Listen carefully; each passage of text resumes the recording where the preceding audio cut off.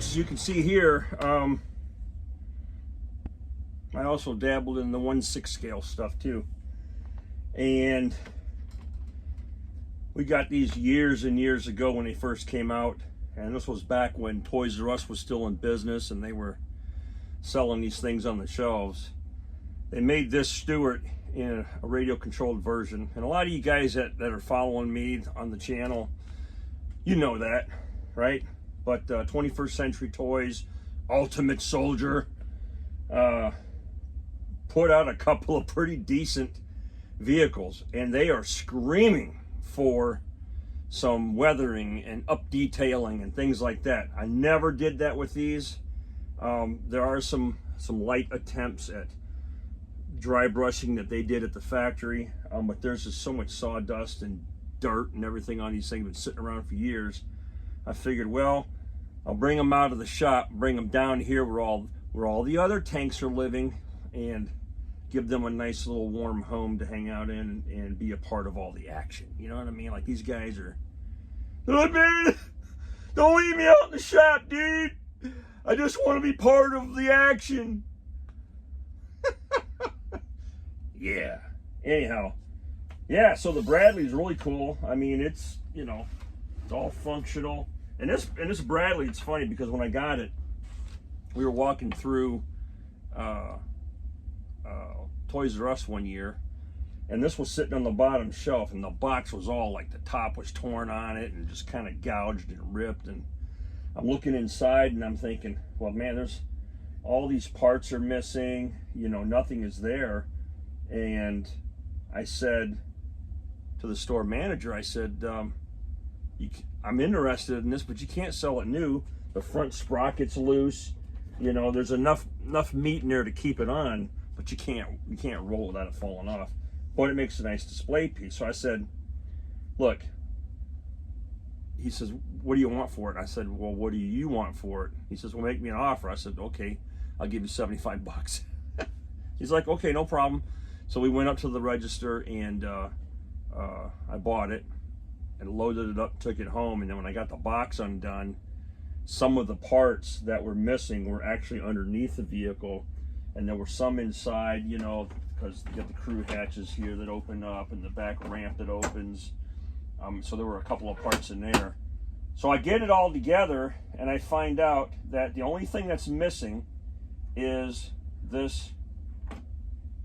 There's a track jack missing, and I bet you I could find this on eBay just to complete this thing. So it's missing a track jack, but the rest of the BII and stuff are there. Now it's all painted the same color as the vehicle, but it's screaming. I mean, it's yelling, say, please paint me, make me look real. Okay, I can do that. So that's what we might do. None of the periscopes are painted, and you know, the interior is very basic, but this ought to be fun because I have a bunch of these. You can't see them in the camera, but I've got a bunch of hang-along tanks that I haven't done any detail work to either. So, yeah, is what it is. But I love the Stuart, man. I should have got the RC version of it, and I know you can still get them out there on eBay. But you know, I think the hatch opens on this. Yeah, the hatch is open. You can put figures in there, and these are 12-inch figures. But it's just so much dust on it, you can grow a potato. This one has all the equipment. You can see that. So, lots of opportunity to do some improvements. And I look forward to that. But I think for now, we're just going to clean them and display them down here. And I don't really have any shelf space, so they may just have to live on the floor. Keep the mice away, you know what I mean? All right, well, short video, 1/6 scale. I do have a 1/9 scale RC Abrams with a busted gun barrel up there. And one of the things I did was the gun barrel on that 21st Century toy is not long enough, nowhere near long enough. So what I did is I found another one that I have up here on the shelf and took the gun system off, and I started doing some scratch building work. I gotta put my glasses on. Doing some scratch building work of the gun tube, All right, to include, you know, fabricating a, you know, coming up with a little scratch-built muzzle reference sensor and all that. So this is more representative of a 1/9 scale gun tube, all right, with some of the details that we're missing. And anyways, this, you know, this will probably go back on that tank just for display purposes. It won't work, it won't actuate, but it will look so much more accurate because you can see how much brass tube I had to add to this gun tube in order to get this length proper. Because these gun tubes, they hang over the back deck a little bit when they're pointed to the rear of the tank, and it was like sitting short of it. Anyways, yeah, so that's a little scratch built work I'm doing to upgrade that tank, and then we will have it together and on display.